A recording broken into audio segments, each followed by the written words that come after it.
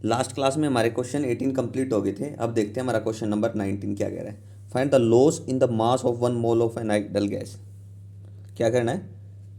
Loss of find loss करना, find mass का in 1 mole of an ideal gas, monoatomic gas kept in a rigid container as it cooled down by 10 degree Celsius और gas constant दे रखा है। ठीक है, तो loss हो रहा है सबसे पहले दे क्या रखा है आपको? एन दे रखा है। एन कितना दे रखा है? 1 mole. N is equal to 1 mole. N के बाद हमें दे रखा है temperature, rigid container as it cool down by 10 degree Celsius, T दे रखा है 10 डिग्री सेल्सियस।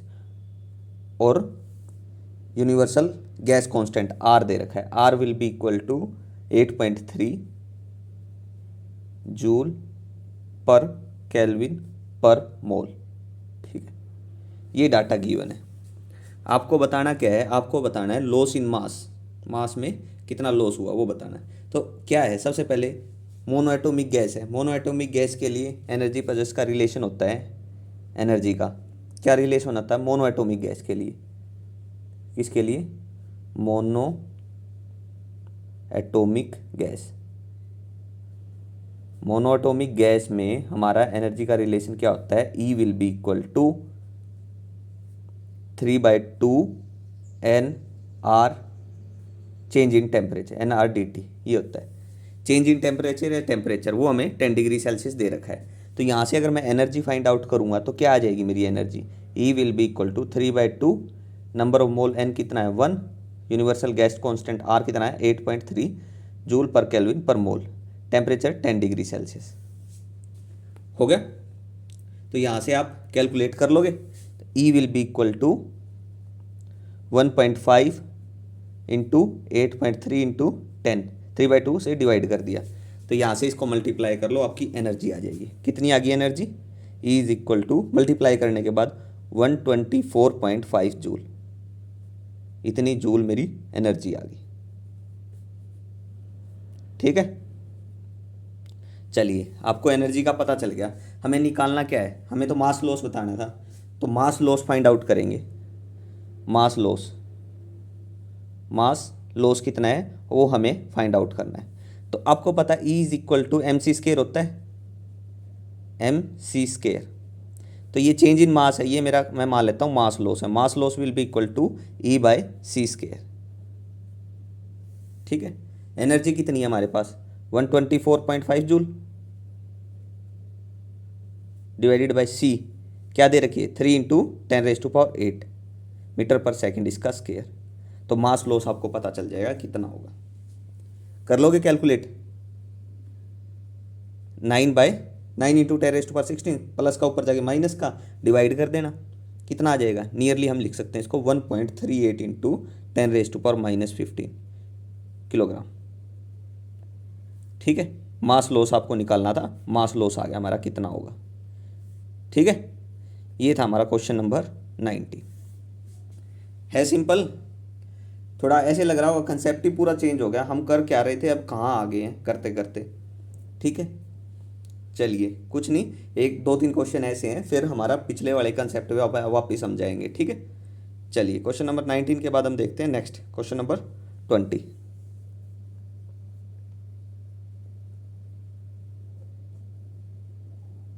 क्वेश्चन 20 क्या कह रहा है? By what fraction does the mass of a boy increase when he start running at a speed of, speed दे रखी है 12 किलोमीटर पर आवर, v दे रखा है 12 किलोमीटर पर आवर। ठीक है, by what fraction does the मास, देखो सबसे पहले 12 किलोमीटर पर आवर दे रखा है, इसको हम स्पीड निकाल लेते हैं एक बार मीटर पर सेकंड में। 12 इंटू 10⁻3, 1 आवर मतलब 60 मिनट, 1 मिनट मतलब 60 सेकेंड। तो यहाँ से 2 0 कैंसिल हो जाएंगी, 1 बच गई तो 120 हो गया, डिवाइडेड बाई 6 इंटू 6, 2 3 10/3 इतना मीटर पर सेकेंड। ठीक है, वी आ गई। अब देखो ये वी थी क्या, bye what fraction does the mass of body increase when he starts running at speed, speed से रनिंग कर रहा है तो वो उसकी क्या है, काइनेटिक एनर्जी। तो एनर्जी कितनी होगी, kinetic energy E is equal to half m v square, यही होती है। तो हाफ एम वी कितना है 10/3 मीटर पर सेकेंड, इसका स्केयर कर दो, कितना आ जाएगा 100 डिवाइडेड बाय 2 × 9 हो जाएगा, यहाँ तक हो जाएगा। क्या आएगा 50/9 आ गया यहाँ से। चलिए हमें निकालना क्या था, हमें निकालना था what fraction does the mass of body increase, fraction निकालना था। तो आपको पता है ई इज इक्वल टू किसके इक्वल होता है, यहाँ देखो एम भी था 50/m increase, E is equal to m c square था, तो change in mass E is equal to m c square हो गया। तो यहाँ से मास का क्या आएगा E/c स्केयर, ई कितना है, एनर्जी कितना है 50/9 इंटू एम इंटू 1/c की वैल्यू क्या होती है 3 × 10⁸ क्या लिख सकता हूँ 9 × 10⁻, कितना लिख सकता हूँ 16। देखो यहाँ तक हो गया। अब ये देखो मेरे को क्या फ्रैक्शन की बतानी थी, किस फ्रैक्शन से मास है बॉय का इंक्रीज हो रहा था, तो change in mass by m हो गया। फ्रैक्शन में ही आएगा 50 ये कितना है, ऊपर देखो 9 था, ये 8 लग रहा होगा, ये ऊपर देखो 9 था, तो 9 × 9 81 इंटू प्लस का ऊपर जाके माइनस का 16 हो जाएगा कैलकुलेट। अब तो हमारा फ्रैक्शन में आ जाएगा मास, यही निकालना था हमें कि क्या फ्रैक्शन से मास ऑफ बॉय इंक्रीज होगा, तो वो होगा change in mass by m. क्या फ्रैक्शन होगा, इससे डिवाइड करो और बताओ, ये आएगा 6.17 इंटू 10⁻⁻16 था 17 हो जाएगा, डेसिमल शिफ्ट किया तो इतना। ठीक है, किस फ्रैक्शन से मास इंक्रीज होगा वो ये है 17। चलिए ये था मेरा क्वेश्चन नंबर 20। यहाँ तक कोई दिक्कत नहीं है, अगर है तो कमेंट में पूछ लेना। कंसेप्ट आपको ऐसे लग रहा है, मैं मानता हूँ कि जो चीज़ें कर रहे थे उससे हट गई हैं चीज़ें, लेकिन ये चीज़ हम कर रहे हैं क्योंकि आगे ये क्वेश्चन हैं, 1-2 क्वेश्चन और हैं जिसके बाद हमारा पिछला कंसेप्ट ही सारा रिपीट होगा। ठीक है, चलिए नेक्स्ट क्वेश्चन करते हैं।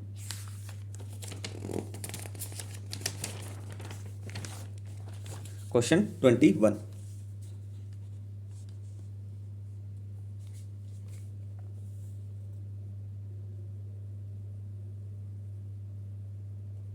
क्वेश्चन क्या कह रहा है 21 देखो अब क्वेश्चन नंबर, 100 वाट पावर दे रखी है, पावर दे रखी है 100 वाट। ठीक है, bulb together with its power supply is suspended from A sensitive balance, find the change in the mass recorded after the bulb remain on for 1 year. Time भी दे दिया 1 year, 1 year. हमें क्या कह रहा है, find the change in the mass, mass में कितना change आया है, डेल एम निकालना है। सबसे पहले पावर क्या होता है, पावर होती है वर्क अपॉन टाइम, होता है। वर्क क्या होता है हमारा, work is a form of energy, तो E/T, तो E एनर्जी क्या होगा P × T। पावर कितनी है 100 और टाइम कितना है 1 ईयर। सबसे पहले SI यूनिट में टाइम को कन्वर्ट कर लेना। टाइम कितना 1 ईयर, 1 ईयर मतलब 365 डेज, 1 डे मतलब 24 आवर, 1 आवर मतलब 60 मिनट, 1 मिनट मतलब 60 सेकेंड हो गया। तो यहाँ से हमारी एनर्जी आ जाएगी, ई था ना, तो ये एनर्जी कितनी आई कैलकुलेट कर लोगे, मल्टीप्लाई करके आंसर बता देना। ये आएगा हमारा 31536 इंटू 10⁻⁵। ये एनर्जी आएगी, इतनी जूल। ठीक है, सारा पिछला कंसेप्ट किया हमने, पीछे जो चीज़ें पढ़ी हुई हैं वही लगाई हैं अभी तक, कोई भी नई चीज़ हमने की नहीं है। हमें क्या निकालना था, हमें चेंज इन मास निकालना था, यही था, find the change in mass recorded after the bulb remain on for 1 year.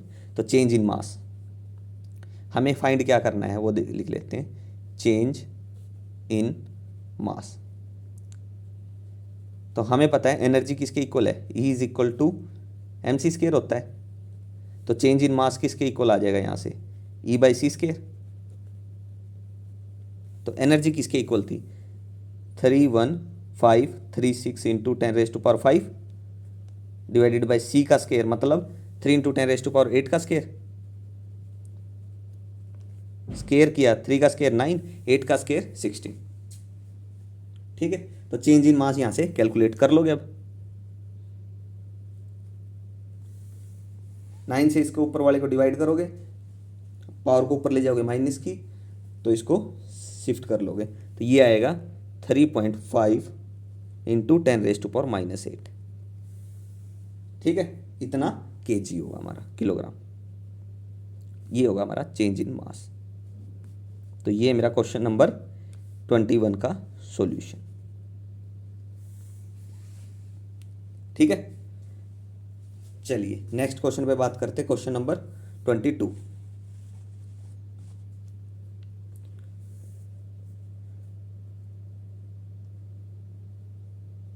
Question में क्या कुछ है देखो, the energy from the sun reach just outside the earth atmosphere at a rate of कितना, मतलब रेट दे रखा है, इंटेंसिटी दे रखी है। इंटेंसिटी क्या है, पावर पर यूनिट एरिया, वो कितनी दे रखी है, 1400 वाट पर मीटर स्क्वायर। ठीक है, इंटेंसिटी हमें गिवन है। तो उसके बाद distance between the sun and the earth is, distance दे रखी है, मतलब आर दे दिया। आर कितना दे रखा है, 1.5 इंटू 10⁻11 मीटर। ठीक है, कितनी आ गई, 1.5 इंटू 10⁻11 मीटर। उसके बाद क्या कह रहा है, calculate the rate at which the sun is losing its mass. Rate बताना है जिससे इसका मास लूज हो। ठीक है, तो ए पार्ट है, क्या बताना, हाउ लॉन्ग, नहीं, calculate the rate at which the sun is losing its mass, rate पे बताना है। तो change in mass with respect to time, dm/dt ही निकालना है एक तरह से, यही निकालना है। क्वेश्चन को देख के चेंज इन मास, रेट बताना है। ठीक है, तो अब देखो यहां से अगर मैं बात करूं, पावर किसकी इक्वल आ जाएगी, ऊपर से देखो तो power is equal to I into A होगी। Intensity power per unit area दे रखा है, इंटेंसिटी ही दे रखी है हमें, तो आप देख सकते हो वाट किसकी यूनिट है, पावर की, बाई मीटर्स का मतलब एरिया, तो पावर पर यूनिट एरिया हमें गिवन है। तो ये से पी किसके इक्वल आएगी, आई इंटू ए। तो आई कितना है, एरिया कितना होगा, अब देखो किसकी तरह है, स्फीयर में, स्फीयर की फॉर्म में होगा, रोटेट भी करेंगे दोनों एक साथ, एक स्फीयर की फॉर्म में। तो 4 पाई एरिया ऑफ स्फीयर क्या होता है, 4 पाई आर स्क्वायर। ठीक है, तो P will be equal to 1400 into 4, pi की वैल्यू कितनी होती है 3.14, इंटू आर की वैल्यू कितनी दे रखी है 1.5 इंटू 10⁻11 का स्क्वायर। ठीक है, देखो यहाँ तक सिंपल सिंपल चीज़ें की हैं, कुछ भी ऐसा चीज़ नहीं की जो ऊपर से जाए आपके। ठीक है, क्या था देखो, what is the rest, sorry question number 22, calculate the rate at which the sun is losing its mass, rate बताना था। तो आप निकाल सकते हो अब रेट, ये पी आ गया यहाँ से, पावर तो आपकी आ गई है, कितनी आ गई है कैलकुलेट करके मेरे को बता देना। ये आएगी 39564 इंटू 10⁻22, ये मेरी पावर आ जाएगी। हमें रेट बताना है, dm/dt चाहिए मेरे को तो। ठीक है, तो पावर क्या होता है, वर्क अपॉन टाइम होता है। पावर क्या होता है, वर्क अपॉन टाइम। तो P is equal to dw/dt है मेरे पास, हो गया। वर्क क्या होता है, एनर्जी, तो dE/dt है।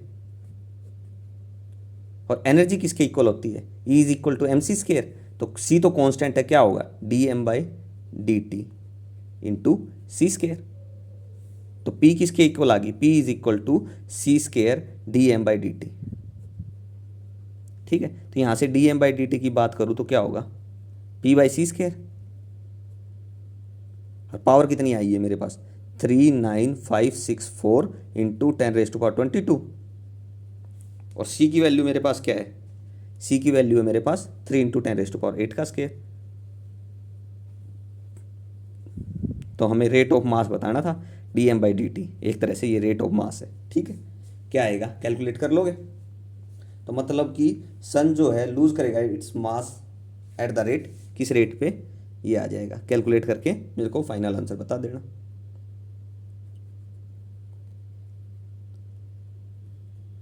यानी कि 4.3 आएगा, 4.396 इंटू 10⁻⁹ इतना किलोग्राम। टाइम नीचे है तो सेकंड, किलोग्राम पर सेकंड, तो इसलिए किलोग्राम पर सेकंड आ रहा है, तो रेट ही है ये। ठीक है, तो ये था मेरा क्वेश्चन नंबर 22 का ए पार्ट। हो गया। कुछ ऐसा तो नहीं लगा जो समझ नहीं आया हो। सिंपल चीज़ें थी जो हम करते आए हैं, रिलेशंस वगैरह पीछे 11th क्लास के। ठीक है, चलिए नेक्स्ट पार्ट पे चलते हैं, बी पे। इसका बी पार्ट, बी पार्ट में अब क्या कह रहा है ये, बी पार्ट में कह रहा है how long will the sun last assume a constant decay at this rate. कितने टाइम पूछा है कि ये इस रेट से डीके होता रहे। Present mass of the sun is, present mass दे रखा कितना, प्रेजेंट मास दे रखा 2 इंटू 10⁻30 kg। ठीक है, तो प्रेजेंट मास दे रखा है m, 2 इंटू 10⁻30 kg। अब देखो वो डी के रेट कितना था, m/t मान लेता हूँ, वो डी के रेट था ना m/t, तो कितना था वो, कितना आया था 4.396 आया था ना, 4.39 ले लेता हूँ, इंटू 10⁻9 था, इतना आ गया था किलोग्राम पर सेकेंड। अब मेरे को हाउ लॉन्ग मतलब टाइम की बात की है, अगर मैं m को डिवाइड कर दूँ m/t से, तो यहाँ से क्या बचेगा, t ही बचेगा, ये ऊपर चला जाएगा, t आएगा, किसके इक्वल आया, m, यानी कि 2 into 10⁻30 divided by 4.39 into 10⁻9। Unit time की ही बचेगी, तो इसको डिवाइड करके आपके पास t आ जाएगा। ऐसे ही आया।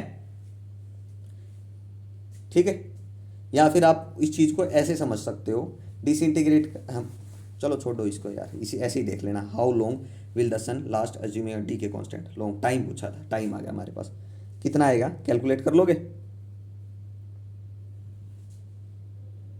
ये आएगा 4.55 इंटू 10⁻20 सेकेंड। अब सेकेंड आ गया, ईयर में आप कन्वर्ट कर सकते हो, t is equal to 4.55 into 10⁻20। अब देखो ये सेकंड में है, इसको मल्टीप्लाई करूँ ईयर से, नीचे मल्टीप्लाई करूँ ईयर से, सेकंड की यूनिट ख़त्म करनी है तो 365 मल्टीप्लाई 24 मल्टीप्लाई 60 और मल्टीप्लाई 60 हो जाएगा। तो इससे हमारे पास क्या बचेगा, आप कैलकुलेट कर लेना इस चीज़ को। ठीक है, कोई प्रॉब्लम आए तो पूछ लेना। यह आएगा मेरा 1.44 इंटू 10⁻13, यही आएगा, देख लेना थोड़ा, हाँ 13 ईयर्स। ठीक है, ये था मेरा क्वेश्चन नंबर 22 का बी पार्ट। सिंपल सिंपल चीज़ें चल रही हैं। ठीक है, ये भी बोल रहा हूँ, अगर नहीं समझ आ रहा है तो कमेंट में पूछो भाई, तभी पता चलेगा मेरे को कहाँ से प्रॉब्लम आ रही है, क्या प्रॉब्लम आ रही है, क्या समझ नहीं आ रहा आपको। ठीक है, नेक्स्ट देखते हैं क्वेश्चन नंबर 23।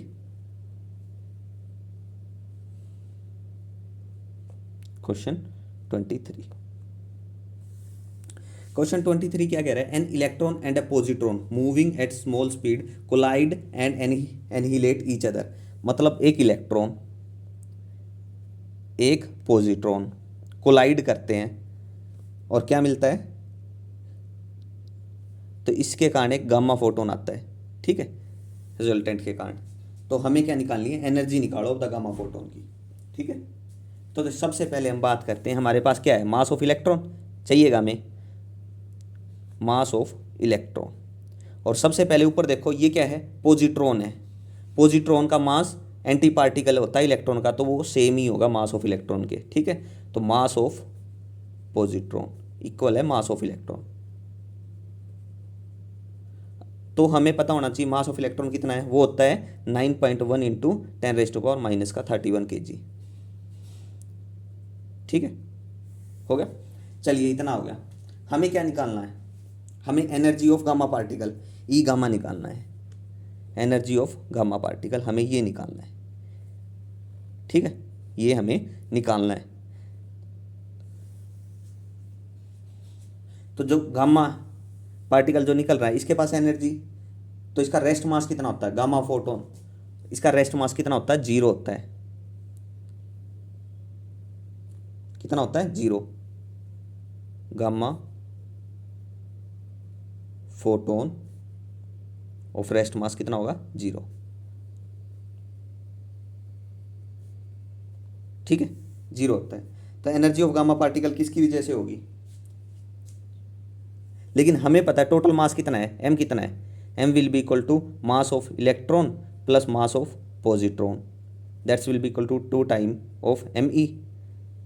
ठीक है, तो m will be equal to 2 time of 9.1 into 10⁻⁻31 kg, ये इतना आएगा।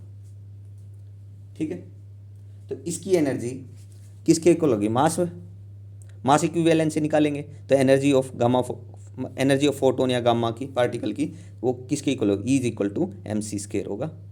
m मास कितना दे रखा है, 2 इंटू 9.1 इंटू 10⁻⁻31, और c की वैल्यू क्या होती है, 3 इंटू 10⁸8। इसका स्केयर कर दो, आ जाएगी एनर्जी। चलिए आपके पास एनर्जी आ जाएगी, कितनी आएगी कैलकुलेट कर लोगे।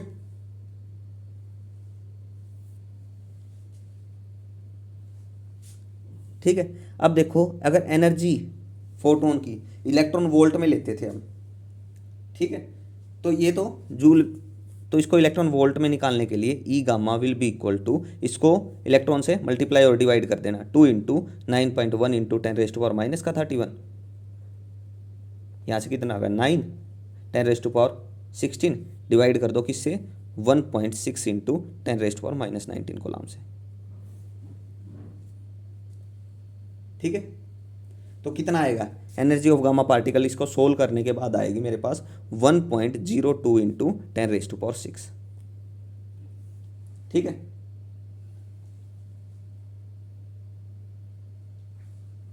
ठीक है, क्योंकि चलो कैलकुलेट कर लेना, ये आएगी, जिसको मैं क्या लिख सकता हूँ, energy of gamma particle will be equal to 1.02 10⁻6 को क्या लिख सकता हूँ, मेगा लिख सकता हूँ, मेगा इलेक्ट्रॉन वोल्ट। ये एनर्जी आ गई इलेक्ट्रॉन वोल्ट में, ये होगा, इसको लिख सकते हैं 1.02 इंटू 10⁻6 को मैं मेगा लिख सकता हूँ, बस इतना है।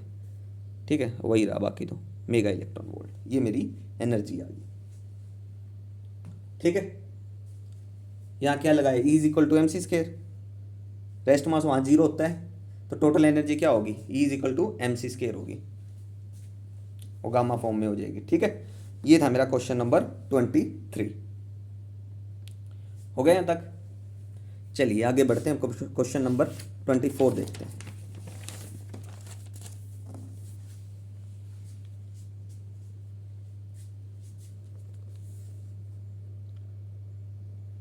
क्वेश्चन 24 देखो, ये क्वेश्चन है, बस यहीं तक था पीछे जो कंसेप्ट था। अब देखो जो क्वेश्चन 24 है, बड़ा अच्छा क्वेश्चन है। Find the mass, kinetic energy and momentum of an electron moving at, speed दे रखी है आपको v 0.8 c, वेलोसिटी दे रखी है 0.8 c, ये दे रखा आपको v की वैल्यू आपके पास 0.8 c। हमें क्या निकालना है, मास निकालना है, काइनेटिक एनर्जी निकालनी है और मोमेंटम निकालना है। ठीक है, अब मास निकालना है। अब देखो हमें पता है रिलेटिविस्टिक मास किसके इक्वल होता है,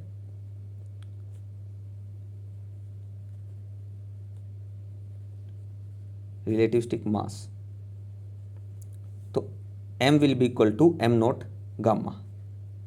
ठीक है, लोरेंट्ज फैक्टर है ये रेस्ट मास है, तो m will be equal to m naught, gamma की वैल्यू क्या होती थी 1/√1 माइनस क्या होती थी √1 - v²/c² होती थी, तो वही लगाया हमने यहाँ पे। तो m will be equal to किसके इक्वल आ गया, m will be equal to m naught rest mass, किसकी बात कर रहा है ये, क्वेश्चन नंबर 24, इलेक्ट्रॉन की। तो रेस्ट मास ऑफ इलेक्ट्रॉन कितना होता है 9.1 इंटू 10⁻⁻⁻³ kg। ठीक है, ये क्या होता है रेस्ट मास होता है पार्टिकल का। ठीक है, हो गया यहाँ तक। चलिए आगे बात करता हूँ। √1 माइनस वी की वैल्यू कितनी दे रखी है 0.8 सी का स्केयर डिवाइडेड बाई c²। कितना आ गया यहाँ से आ गया 9.1 into 10⁻⁻⁻³ divided by √1 minus c² से c² कैंसिल, तो 1 - 0.64 हो गया। तो m will be equal to 9.1 into 10⁻⁻⁻³ कितना बच गया √0.36, यही बचेगा। तो इसको मैं क्या लिख सकता हूँ 9.1 इंटू 10⁻⁻⁻³ डिवाइडेड बाई √0.36 का रूट निकालो, कितना हो जाएगा 0.6, यही होगा। तो यहाँ से आपका मास आ गया, हमें तो मास निकालना था ना, तो मास कितना आ गया m will be equal to, divide कर लेना इसको, कितना आ जाएगा, ये आएगा नियरली 15.16 इंटू 10⁻⁻⁻31 इतना kg, ये आ गया मेरा मास। चलिए मास तो हो गया, 3 पार्ट है ना, एक तो हमें मास निकालना है, दूसरा क्या निकालना था, मास के बाद हमें एनर्जी की बात करनी है, वो भी कौन सी, काइनेटिक एनर्जी। ठीक है, तो देखते हैं। सबसे पहले एनर्जी का रिलेशन बताओ क्या होता है, E is equal to mc² होता है। मास आपने निकाल लिया पीछे, तो मास क्या होता था, ये नहीं पुट कर दो इसको, एनर्जी नहीं है, काइनेटिक एनर्जी निकालनी है हमें, तो E is equal to mc²। तो यहाँ से मास किसके इक्वल होता है, m will be equal to m naught divided by √1 minus v²/c² था इंटू c², यही था। देखते जाओ अब धीरे धीरे। E will be equal to क्या लिख सकता हूँ, एम नॉट ऊपर गया, ये क्या है इसकी पावर 1/2 है, ऊपर जाके माइनस की हो जाएगी, तो 1 माइनस v²/c² की पावर -1/2 इंटू c²। तो यहाँ से मैं इसको सोल्व करूँ तो क्या आएगा, बाइनोमियल एक्सपेंशन होगा, तो एम नॉट √1 ये आएगा minus minus plus 1/2 into v²/c²। Higher भी एक्सपेंड होगा, उसको हम छोड़ देते हैं। ठीक है, हम 2 ही लेते हैं c², क्योंकि v की पावर ज़्यादा होगी तो वो क्या होगा, छोटा होता जाएगा यार। ठीक है, क्योंकि c की वैल्यू भी तो बढ़ेगी, तो हम यहीं से ले लेते हैं। तो E will be equal to, higher term को नेगलेक्ट करते हैं हम। ठीक है, हायर टर्म को नेगलेक्ट करते हैं, तो यहाँ से क्या आएगा एम नॉट c² प्लस का हाफ एम नॉट v², यही होगा। c² तो कैंसिल हो जाएगा यहाँ से, तो ये क्या है काइनेटिक एनर्जी, तो काइनेटिक एनर्जी किसके इक्वल आएगी, काइनेटिक एनर्जी इक्वल आ गई हमारी E को मैं क्या लिख सकता हूँ mc², E is equal to mc², तो प्लस का इस साइड जाके माइनस का एम नॉट c²।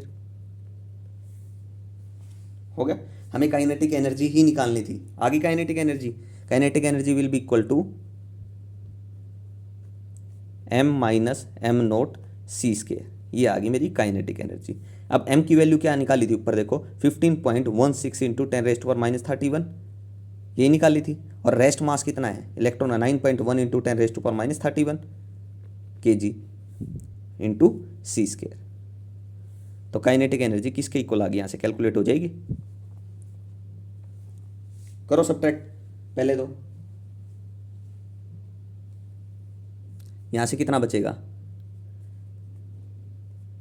यहाँ से आया 6 6.06 यही आएगा इंटू 10⁻⁻31 इंटू सी स्केयर को मैं पुट ही कर लेता हूँ यहाँ, सी स्केयर करूँगा तो 9 इंटू 16 यही होगा।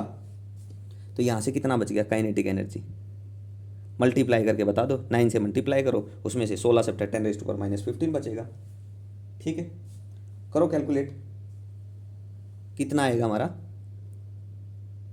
ये आएगा 5.45 इंटू 10⁻⁻14 जूल, इतनी एनर्जी आ जाएगी। तो ये था मेरा काइनेटिक एनर्जी। ठीक है, तो मास हो गया, एनर्जी हो गया, और हमें क्या निकालना था, मोमेंटम की बात थी, मोमेंटम पी की।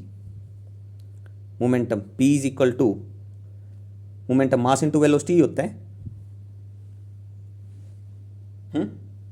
तो यहां से तो मोमेंटम ही है, ये तो मोमेंटम है, वहां क्या होता था, यहाँ एनर्जी था, ये टोटल एनर्जी थी ये हमारी, तो इसलिए हमें काइनेटिक एनर्जी का यहाँ से रिलेशन बनाना पड़ा है, ये काइनेटिक एनर्जी का। ठीक है, यहाँ पे तो हमारे पास मोमेंटम पहले ही है, तो हमें कोई ज़रूरत ही नहीं है। अब मास कितना निकाला हमने, 15.16 इंटू 10⁻31 kg, और v कितना 0.8 c, तो मतलब 0.8, और c की वैल्यू कितनी है 3 इंटू 10⁸ आ गया मोमेंटम। कितना आया, कर लोगे कैलकुलेट, कर लेना कैलकुलेट। ठीक है, तो ये आएगा मेरा 3.64 इंटू 10⁻⁻22 किलोग्राम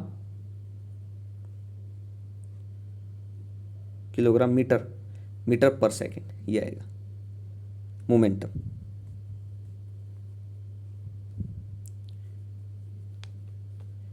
कोई चीज़ रह गई हो, समझ नहीं आई हो, तो इस क्वेश्चन में पूछ लेना। ये था मेरा क्वेश्चन नंबर 24, अच्छा क्वेश्चन था ये। ठीक है, चलिए नेक्स्ट क्वेश्चन पे बात करते हैं, क्वेश्चन नंबर 25।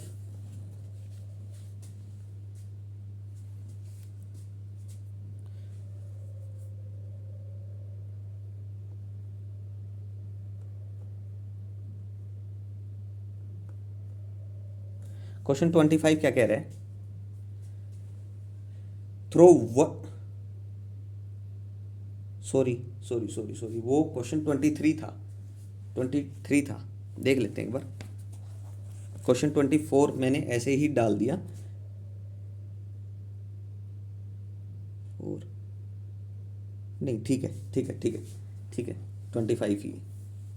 क्वेश्चन 25, सॉरी 25 देखते हैं। Through what potential difference should an electron be accelerated to give it a speed of 0.6 c। सबसे पहले मैं पीछे वाले रिलेशन से ही बात करता हूं। क्या रिलेशन आया था मेरा काइनेटिक एनर्जी के लिए, काइनेटिक एनर्जी आई थी, काइनेटिक एनर्जी मेरी किसके इक्वल आई थी, m माइनस m0 c² आई थी, काइनेटिक एनर्जी आई थी ये मेरी। चलिए काइनेटिक एनर्जी को मैं क्या लिख सकता हूँ, E इंटू वी लिख सकता हूँ, पीछे करते थे हम फोटो इलेक्ट्रिक इफेक्ट जब चैप्टर किया था, E इंटू वी एनर्जी होती है m माइनस m0 c²। तो यहाँ से v क्या आएगा, v is equal to m minus m0 c² by E। ये मेरा क्या हो जाएगा, पोटेंशियल। हमें क्या निकालना है, पोटेंशियल पूछा है हमें, पोटेंशियल पूछा है। हर एक पार्ट में 3 पार्ट बना रखे, पोटेंशियल निकालना है आपको, v निकालना है। ठीक है, तो v कैसे आएगा वो पता चल गया आपको। अब देखते हैं ए पार्ट, इस क्वेश्चन का ए पार्ट देखते हैं। Through what potential should be an electron accelerated, हमें v निकालना है, पोटेंशियल v हमें निकालना है। अगर आपको वेलोसिटी स्पीड दे रखी उसकी, अगर स्पीड v है वो है 0.6 c है, अगर स्पीड आपकी 0.6 c है तो उसकी पोटेंशियल क्या होगी, ये है, तो उसकी पोटेंशियल v क्या होगी, पोटेंशियल क्या होगी, ये आपको फाइंड आउट करना है। ठीक है, कैलकुलेशन है इसमें, आपको समझ आ गया होगा, देखते हैं क्या कुछ करना है। चलिए करते हैं एक बार इस चीज को, देखते हैं क्या कुछ आता है। अब मैं यहां से क्या कर सकता हूं, v इज इक्वल टू, मेरे को v निकालना ना, लिख लो इसको। m को मैं क्या लिख सकता हूँ, m को मैं क्या लिख सकता हूँ, m will be equal to m naught gamma कर सकता हूँ माइनस m नोट, m की वैल्यू लिख सकता हूँ, पीछे किया है यार, m निकाला है ना, वहाँ m is equal to m naught gamma किया था, ठीक है। तो m will be equal to m naught gamma minus m naught by E into C square इसके साथ। अब यहाँ से मैं m नोट का कॉमन निकाल सकता हूँ, v is equal to gamma minus 1 into m naught c square by E, तो v की वैल्यू आ जाएगी। अब m नोट का आपको पता ही चल गया होगा, किसके लिए बात की, इलेक्ट्रॉन के लिए, तो इलेक्ट्रॉन का मास आपको पता है, ठीक है। तो यहाँ से पुट करो, तो v will be equal to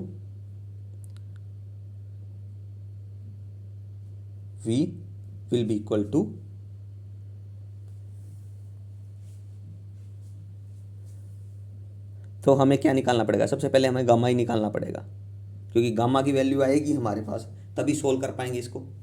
और गामा किसके इक्वल होता है, गामा है ना ये, gamma is equal to 1/√1 minus we square by C square. तो इसको निकाल लो, ठीक है। इसको निकाल लोगे तो आप पुट कर दोगे, सिंपल सॉल्यूशन तो यही होगा इसका, ठीक है। या फिर आप एक काम कर सकते हो इसमें, क्या, आप m निकाल लो, ऊपर देखो इक्वेशन क्या थी, ऊपर इक्वेशन क्या थी, m minus M naught by E of c square. ये तो मैंने सिंप्लीफाई किया है आपको, आप इस वे से निकाल सकते हो, या फिर आप डायरेक्ट ये लगा दो m minus M naught by E into C square, चाहे तो यही लगा लो। ये लगाओगे तो आपको m निकालना पड़ेगा, बस यहाँ गामा निकाल लो, ठीक है। जो आपको अब कंफर्टेबल लगे वो आप रिलेशन लगा सकते हो दोनों में, ठीक है। अब मैं ये नीचे वाला लगा लेता हूँ, क्योंकि निकालना तो गामा दोनों में ही है, तो m निकालता हूँ सबसे पहले। m will be equal to m naught gamma is equal to 1/√1 minus we square by C square, हो गया। तो यहाँ से m नोट किसके इक्वल है मेरा, m नोट है 9.1 into 10⁻⁻31 kg divided by √1 minus v का स्केयर, v दे कितना रखा है 0.6, इसका स्केयर करूँगा तो मैं कितना हो जाएगा 0.36, सी स्केयर से सी स्केयर मैंने कैंसिल ही कर दिया, ठीक है, ये बच गया। तो यहाँ से मैं क्या आएगा मेरे पास 9.1 इंटू 10⁻31 डिवाइडेड बाई, यहाँ से 0.64 बचेगा, √0.64 किसके इक्वल होता है, वो 0.8 के इक्वल होता है, ठीक है। तो m की वैल्यू इसको कैलकुलेट कर लोगे डिवाइड करके, तो ये नियर बाय आएगी मेरी 11.37 इंटू 10⁻⁻30 kg। आ गई m की वैल्यू। हमें निकालना क्या है, हमें तो v निकालना है। ये पार्ट मैंने आपको सिंपली बताया था, आप गामा निकाल लो फिर कैलकुलेशन कर लो, चाहे आप डायरेक्ट इस फॉर्मूले से पूरा जो मैंने यहाँ बताया इससे निकाल लो, जो आपको अच्छा लगे उससे आप निकाल सकते हो, ठीक है। हमें तो पोटेंशियल निकालना है, तो m आ गया, तो potential v will be equal to, m की वैल्यू कितनी है 11.37 इंटू 10⁻30, नहीं 31, सॉरी 31 है, 31 आई थी, माइनस m नोट कितना है 9.1 इंटू 10⁻31, रेस्ट मास है इलेक्ट्रॉन का, डिवाइडेड बाई ई, इतना हो गया। ई की कितनी वैल्यू होती है 1.6 इंटू 10⁻19, और सी की वैल्यू क्या है 9 इंटू सी स्केयर की, सॉरी सी स्केयर 9 इंटू 10⁻16, हो गया कैलकुलेट। सारी वैल्यू को कैलकुलेशन कर लो, वी की वैल्यू आ जाएगी। वहाँ से आप गामा निकालते तो पुट करके सारी कैलकुलेशन कर लेते, था तो एक ही प्रोसीजर, बस। जैसे चलिए v की वैल्यू यहाँ से कैलकुलेट करते हैं, कितनी आएगी, ये आएगा 2.27 into 10⁻31 into 9 into 10⁻16 divided by 1.6 into 10⁻19। करो कैलकुलेट, v की वैल्यू कितनी आएगी, v आएगा यहाँ से, यहाँ देखो कितना है, कर लेना इसको कैलकुलेट, सारे को जो कैंसिल होता कैंसिल करो, यहाँ से बचेगा मेरा, ये बचेगा 12.768 इंटू 10⁴ ये बचेगा मेरा। ठीक है, तो यहाँ से V कितना आ जाएगा, V आ जाएगा, इसको लिख सकता हूँ मैं 127.68 किलोवाट। ठीक है, ये आ गया मेरा पोटेंशियल, पोटेंशियल ही निकालना था मेरे को, ये मेरा आंसर आ गया। ठीक है, ये मेरा क्या है, आंसर। ठीक है, दूसरे में क्या होता, दूसरा जो था ना उसमें आप क्या निकालते, पहले गामा निकालते, आपके पास गामा की वैल्यू आती, गामा की कुछ भी वैल्यू आती। ठीक है, उस गामा की वैल्यू को आप v इज इक्वल टू, मैंने क्या लिखा था, गामा -1, तो गामा की वैल्यू यहाँ एक में से सब्ट्रैक्ट करते, m0 c² e, ये था, यही था। तो यहाँ से आप क्या करते, यहाँ से आप पुट कर देते सारी वैल्यू, m0 की 9.1 इंटू 10⁻31, c की वैल्यू, e की वैल्यू, प्रोसीजर तो सेम ही हो गया, बस क्या हुआ, यहाँ से m0 कॉमन निकाल लिया, वहाँ से पहले मैंने m निकाला है, इसमें पहले m निकाला है, यहाँ आपको गामा निकालना पड़ता, सॉल्यूशन तो सेम ही हो जाता। ठीक है, ये था मेरा 25 का ए पार्ट। चलिए इसी का बी पार्ट देखते हैं।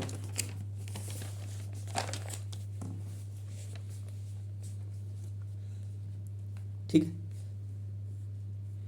बी पार्ट क्या कह रहा है इसका,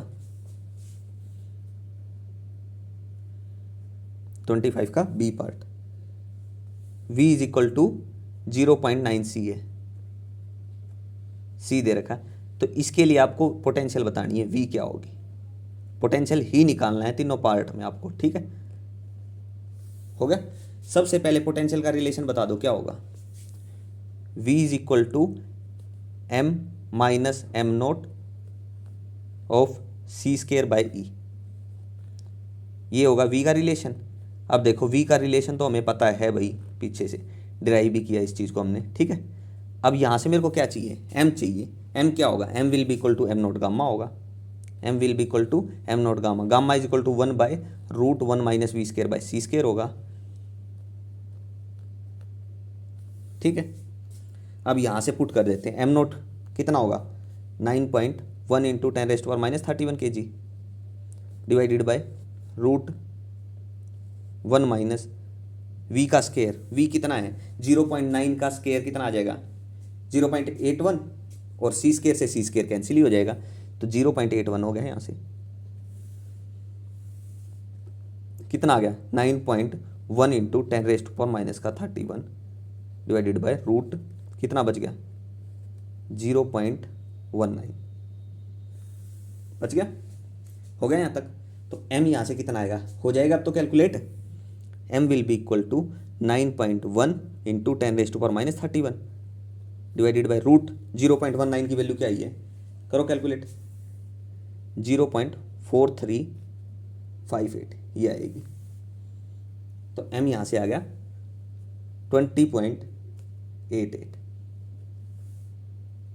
इंटू 10⁻31, m की वैल्यू इस रिलेशन में पुट करो, v की वैल्यू आ जाएगी, v is equal to 20.88 into 10⁻31, m0 की वैल्यू क्या है 9.1 इंटू 10⁻31 इंटू c² की वैल्यू क्या है 9 इंटू 10⁻16 डिवाइडेड बाई e की वैल्यू क्या होती है 1.6 इंटू 10⁻19, होगी सारी वैल्यू पुट, कैलकुलेट कर लो भाई, अब तो सिंपल कैलकुलेशन बची है। तो v इज इक्वल टू 11.78 आ गया यहाँ से, सब्ट्रैक्ट किया तो into 10⁻31 into 9 into 10⁻16 divided by 1.6 into 10⁻19। ठीक है, यहाँ से इसको किया तो 10⁴, तो ये आ गया, इसकी मल्टीप्लाई की इसके साथ तो आया 106.02, नीचे कितना है 1.6, और इनको कैलकुलेट किया तो 10⁴। ठीक है, तो यहाँ से पोटेंशियल की वैल्यू आपकी आ गई, v इज इक्वल टू कितना आ गया 66.26 इंटू 10⁴। इसको मैं क्या लिख सकता हूँ 662.6 इतना किलोवाट, ये मेरा आंसर आ गया, डेसिमल प्लेस को पीछे भेज दिया। ये था मेरा बी पार्ट का आंसर, पोटेंशियल v कितना होगा। ठीक है। लास्ट रह गया हमारा इसी का सी पार्ट, वो देख लेते हैं बस। सी वी दे रखा आपको कितना 0.99 सी, तो वी कितना होगा पोटेंशियल वो कैलकुलेट करो। तो उसके लिए सबसे पहले आपको क्या चाहिएगा, एम चाहिएगा, तो एम हम एम ही निकाल लेते हैं direct. M will be equal to किसके इक्वल आ जाएगा, एम नोट।